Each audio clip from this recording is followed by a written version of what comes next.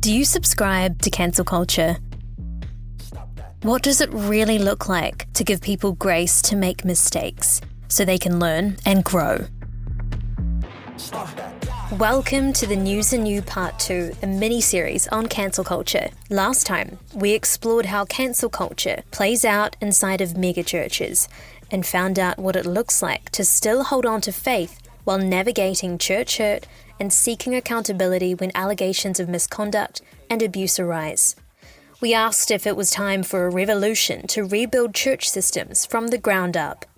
But today, we zoom out to focus on the harmful impact of cancel culture within society. Is cancel culture the only way to hold people accountable, or is it a toxic way to tear people down? And how do we make sure we're still leaving room for people to show remorse or invite them into a deeper redemption story?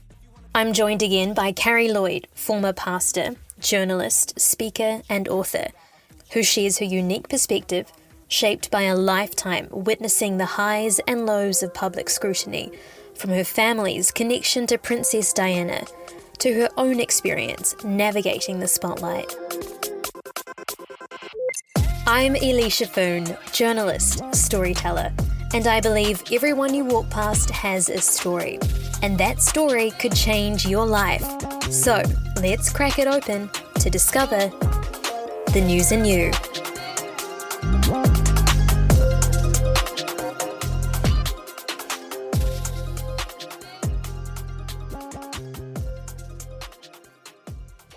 Carrie knows cancel culture intimately, not just from her own challenges within a megachurch context, but also during her formative years, where as a child she witnessed the treatment of Princess Diana. Her father, Tony Lloyd, a Baptist minister, worked closely with the Princess of Wales as the director of the Leprosy Mission, a charity Diana passionately supported until her untimely death in 1997. It's always been my concern to touch people with leprosy, trying to show in a simple action that they are not reviled, nor are we repulsed. Diana's story was one of compassion and vulnerability, but tabloids often reduced her to controversy and scandal, shaping public perception with little regard for nuance or empathy. This early exposure to the darker side of fame taught Carrie the power and the peril of public opinion shaped by incomplete stories. At some point they were using my father's legacy, which was Diana, and using her as a bad role model. That's why I'm broken. And so I'm like, now we're done. You're not using my dad's legacy that was actually fighting for the vulnerable and the rejected. You're not using that against me because I'm trying to fight for the vulnerable and rejected too. And she was in pain. Yes, Diana was in pain, but she had been placed in a very difficult circumstance at the age of 19. It's really hard having these interviews sometimes talking about her, because what can happen is that people think that I'm sort of tagging onto her status and I'm puffing up my own ego by being connected to her. And I think all she really wanted was to be known. I'd like to be a queen of people's hearts because I do things differently, because I don't go by a rule book, because I lead from the heart, not the head. And albeit that's got me into trouble in my work, I understand that. But someone's got to go out there and love people and show it. They see me as a threat of some kind. And I'm here to do good. I'm not a destructive person. I think every strong woman in history has had to walk down a similar path. And I think it's the strength that causes the confusion and the fear. Why is she strong? Where does she get it from? Where is she taking it? Where is she going to use it? So she would know when someone was in pain in the room but was not telling anyone. She'd beeline for them, and could do that with my father if he was having a tough day, or could do it with really anyone that was struggling, and make sure there was a way of sort of comforting them in the moment. So that was the first thing I noticed about her, that she was very disarming and talked about the obvious that no one else wanted to talk about. She was incredibly funny and always found ways to completely remove tensions and the nerves, which You know, when you're the more authoritative one in the room, she would be the one that would break it. So then no, everyone else just calmed down. She almost saw it as a duty of herself, which was, again, a very humane and beautiful thing. There were a lot of people that weren't kind to her, and it hurt her. Watching people around her, she had a very airtight confidentiality around her. She really appreciated those who could hold on to confidentiality. And I think that's why she and my father were close, in the sense of colleagues. She didn't look at my father as a father figure or anything like that. It was more about the sense that she knew it was his job and his code of conduct to be quiet and not share anything that she ever shared about. And of course, he was offered money all the time for book deals, and our own phones were bugged with the paparazzi. And so from an early age, probably from the age of about 12 or 13, I learned the pricelessness of confidentiality and building trust with people. And I would say my legacy from my father is doing that, is trying to be airtight and confidential for those in front of me. It's a very priceless commodity. Not many people do it. And not many people recognize the currency that it holds. It's weightier than gold as far as I'm concerned. And it does make or break the ability of stewarding favour. If you can't navigate building trust with people and holding dearly to the confidentialities of others, if you're putting others on pedestals and then connecting yourselves to these kind of high status people, it's a real problem, because you'll burst at some point and you'll start to share the confidentialities to other people. That was probably one of the greatest lessons that I learned between their sort of friendship. And she dropped 120 charities because the paparazzi were getting so ferocious, and she needed more of a private life. But at the same time, she kept 6 of them, and they believe that she kept Dad's as one of them because of his confidentiality towards her. It's the selflessness that I think I liked. And my heart broke continuously over someone that had good motivation and was also in pain and had the right to be in pain, and was dismissed or ignored or called mentally unstable, or, you know, whatever these things are. And I've had it too. So what I realized is that obviously we had a little bit more insight of what was going on. And I think every story is always complicated. It's never black and white. And so what I realized is and let's just take Diana out of it for a moment. Let's take any famous name, any famous celebrity. It doesn't matter who's in the spotlight. I've had a lot of celebrity friends that will come out of their house, and I've got 2 separate celebrities that would come out of the house and the paparazzi would slash the tyres just to get that shot. And then what you have is the rest of the country going, oh, they're not doing very well, are they? They're crying just as they're coming out of their house. Well, they're crying because the paparazzi just slashed their tyres twice in a week.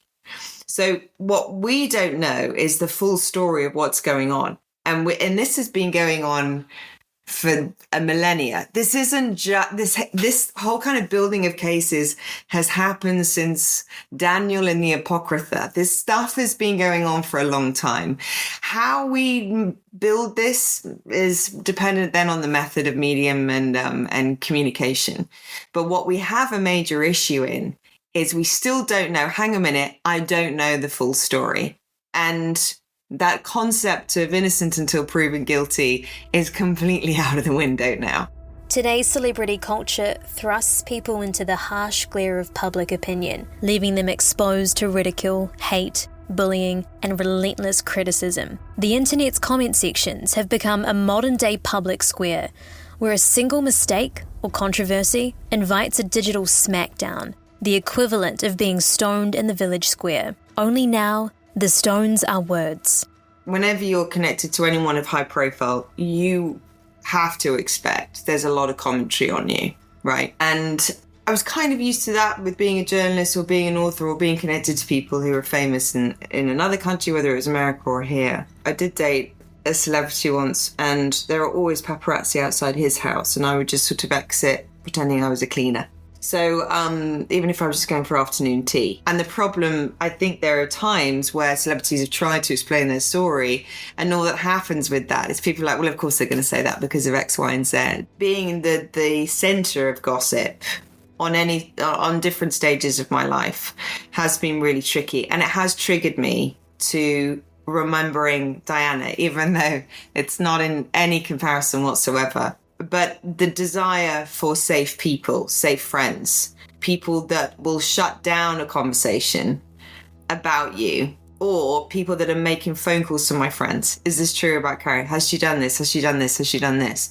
When people are feeding that conversation, you've instantly lost my trust.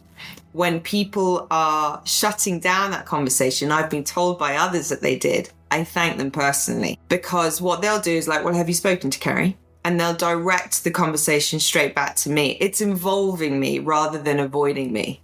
And that's what I really appreciate, is gossip is shut down very quickly. I remember so many people used to ask me about, is so-and-so dating so-and-so? Is so-and-so engaged to so-and-so? And I'd be like, well, why didn't you ask them? You seem to be so interested. Well, I'm not really good friends with them, so why are you asking me? There seems to be this challenge that happens when you tell them to ask directly. And I've also had moments where I've gone directly to those people saying, apparently you're asking about me, what did you want to know? And they don't know what to do, or they avoid wanting to have a conversation with you.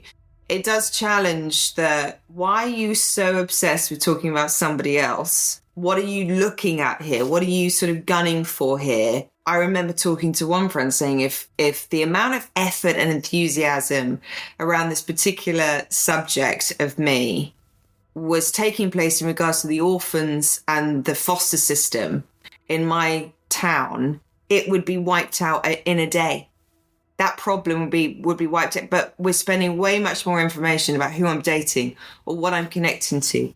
Being in the spotlight can be brutal, but Carrie says often her experiences of being on the receiving end of gossip and cancel culture is to live in her truth and let them. Let people believe what they want to believe. Because sometimes, not even the truth can change someone's bias or belief system.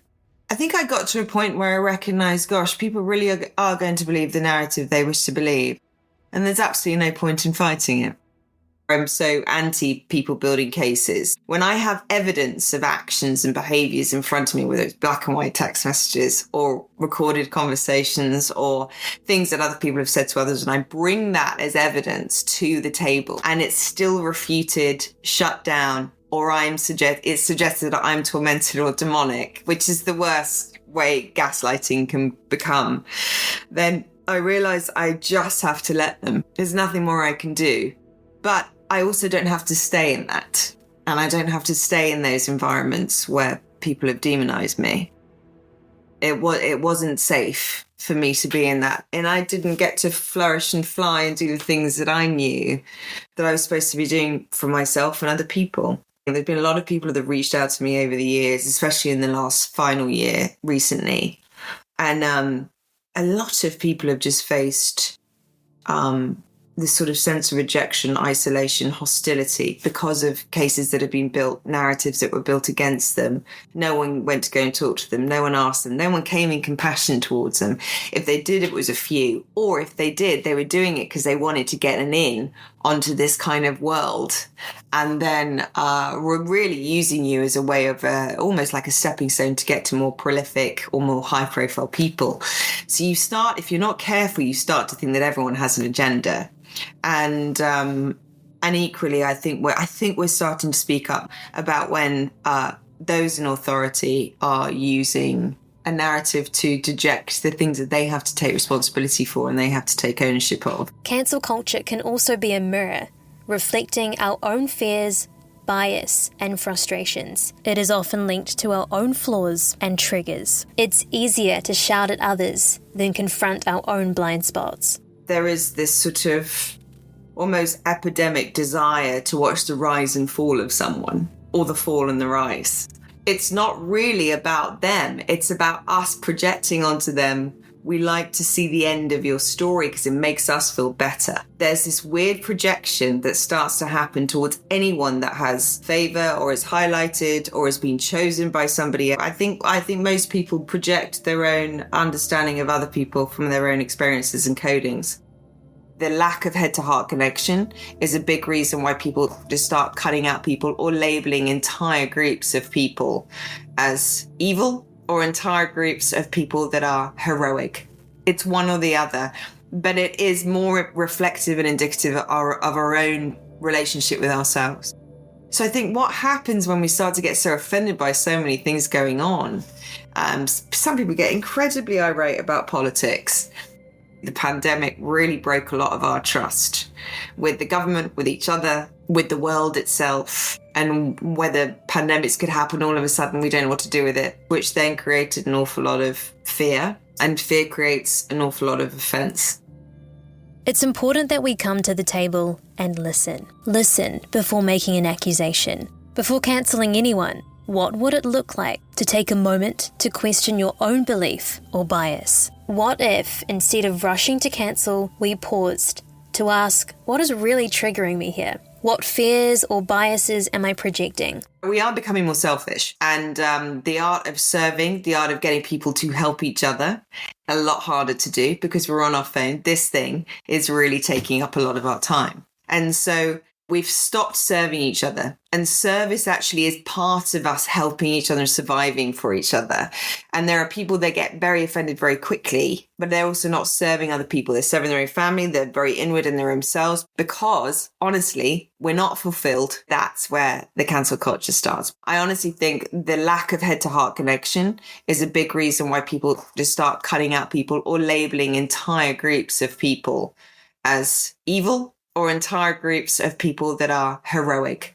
It's one or the other, but it is more reflective and indicative of our own relationship with ourselves. Community is powerful, but in the time that we live in, it's no longer just the village that raised us. It's the entire world watching. Community gives us belonging, but it should never demand that our activism becomes our entire identity. When we confuse the two, we risk losing the person for the cause, and in the end, both suffer. Social media has created a global stage where the higher you rise in influence, the more brutal the fall. Cancel culture has made failure almost impossible. We're taught to make mistakes, fail fast, but now if you're on a platform, it's so much harder to recover from failure because these failures now define you. A single post, a photo, even a careless comment from 10 years ago can resurface. The past doesn't stay buried. It becomes ammunition. And so the question hangs in the balance. Should we all start apologising in advance, just in case? Because today people seem primed to take offence. Reputations are dismantled overnight, often without context, without the full truth. And even worse yet, misinformation spreads faster than facts. AI, propaganda, and conspiracy can slip into algorithms like a virus. All it takes is a few shares, a few blind beliefs, and suddenly a false narrative becomes gospel. This isn't just inaccurate, it's unfair, it's dangerous. The real question is, can we as a society do better? Can we resist the bandwagon long enough to think for ourselves? We've had moments where we've seen really great leaders have really powerful disagreements, but they do it with such respect and almost humour. It's because they never took the opinion on as their own identity. I represent this. That's what's happening now, and that's why we get so much more offended, because we've taken on a mantra. We had tradespeople, we had people in many different sort of hard-working crafts. Now we've got a lot of computers taking that over. We've lost our identity in what we do as a living, and we've started to take on our identity as what we fight for, what opinions and morals we fight for. And so then we get so much more offended because this is our living, this is why we live, is to fight for this stuff. And that's the danger. So the best fighters, I mean, I remember, a couple of royal members didn't want to sit in a room with Trump a few years back. And I was like, well, how is that going to help us? Just you not being in the room at all doesn't help us.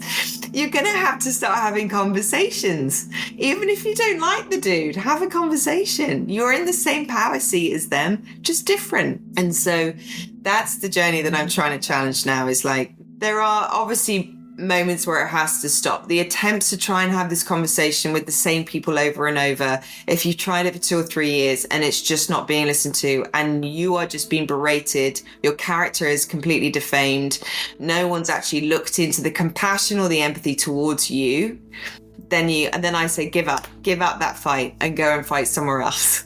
It's just not worth it anymore. And yet there are other scenarios where if I'd left too quickly, I wouldn't have found the redemption story within that conversation. And often conflict can build trust. The honesty factor for me is so important. And if people can't come to me directly, it does break trust. And this fear of like, well, I wanted to sit on it for a while, or, okay, that's fine, but you've been talking to other people about it. Come and talk to me about it. So then you don't build a case. Or maybe you still will build a case, but at least you gave me a chance to give you the side of the story that I wanted you to hear. It's important that we include these people in a conversation. We can't just cut them out. Kerry believes the upside to cancel culture can be a vehicle to call out injustice and hold powerful people and leaders to account. But it must be followed by hope and humanity. People deserve an opportunity to correct their wrongdoing. By pausing and being slow to react, it could leave room for remorse and ultimately redemption. Let's take a Harvey Weinstein because that's a public case. Obviously, he was imprisoned for rape and for sexual acts that were so heinous and so grotesque. He had to be imprisoned. However, I still have hope that there could be an element of conviction that will make him want to rehabilitate himself. That's my ultimate goal and win. And so there always has to be a door ajar for someone to change, to be convicted of some kind on their own personal conviction, to take ownership of what they did to cause harm. While cancel culture can expose real injustice, like it did for the Me Too movement, it can also turn into a merciless online mob, destroying reputations overnight, without room for grace or growth. And there have been times where, let's say I've had someone in my world or my industry that then are using social media to passively aggressively attack. I will go directly to them and I go, hey, you sound in pain. Is there anything like, I'm here to talk. I'm here to talk to you. And if I need to apologize to anything for you, then let me know. If they cut you off in that opportunity for someone to show remorse, show repentance, show an apology, shame on you for cancelling the other person because you were about to get your miracle recovery apology and you've cut them out. In the rush to condemn, nuance and context are often lost, leaving little space for understanding or redemption.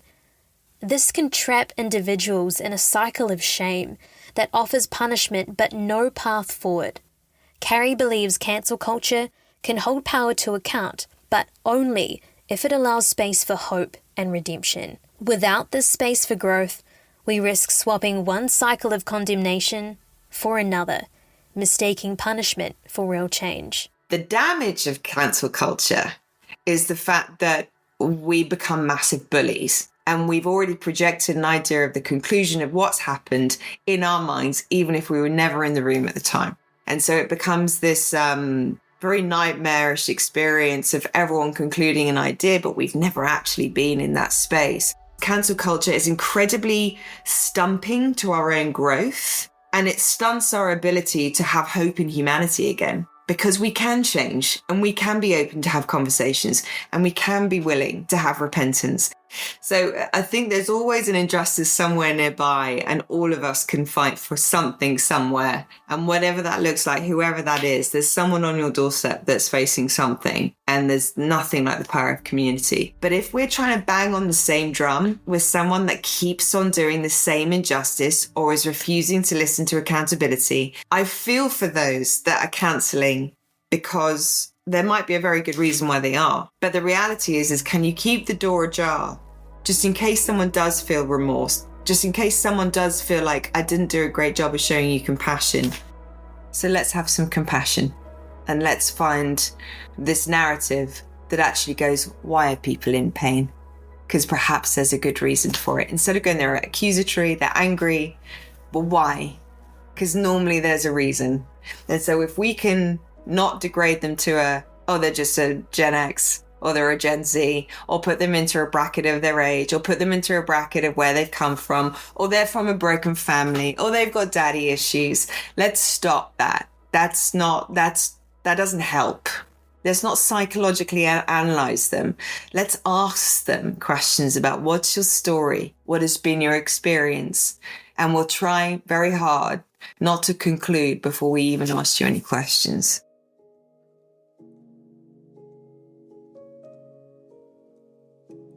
This is the hardest challenge, balancing justice with mercy, accountability with compassion, condemnation with possibility. Behind every public downfall is a human being, complex and flawed. So next time you feel the urge to join the digital pylon, ask yourself, am I building something better or just throwing another stone? Through Carrie's story, we're invited to turn cancel culture into compassion culture.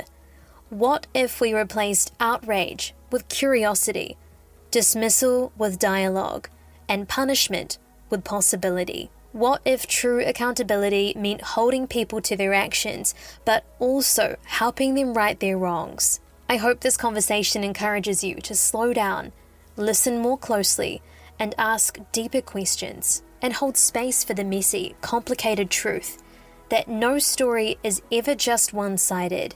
Because grace doesn't excuse wrongdoing, but it does give us all a chance to do better.